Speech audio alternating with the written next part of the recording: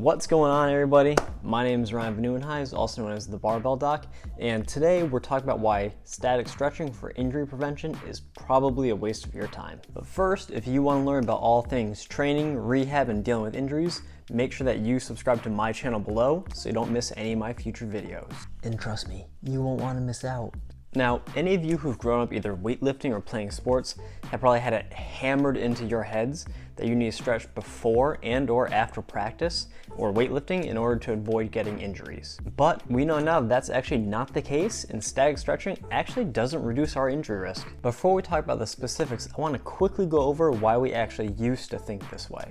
Most people who thought or still currently think that static stretching reduces our injury risk think this way because of one of two reasons. The first reason is pretty simple, and it's basically that since stretching improves our flexibility and our range of motion, people automatically assume that this inherently reduces our injury risk. The second reason is actually a little bit more complex, and it has to do with our bodies and our soft tissues' physical properties. The second line of thinking proposes that since static stretching improves our soft tissues' compliance, that's basically just a fancy way of saying those tissues can stretch more easily and are less stiff. That when we do plyometric activities such as running and jumping, the muscles and tendons have to rely less on actual contraction of those tissues, and they can rely more on the passive tension generated by these tissues from being stretched. However, when we look at the actual research, these proposed mechanisms for why static stretching might reduce injury risk just don't seem to hold up. A comprehensive systematic review and meta-analysis by Lauerson et al. In 2014 actually looked at the effectiveness of various types of interventions on reducing injury risk. This review looked at 25 independent studies with a total of 26,610 participants. This study broke interventions down into 4 groups. They were static stretching, strength training, proprioceptive training, and a multimodal approach that combined one or more of those methods. The authors then looked at the effect of those various methods on actually reducing injury risk.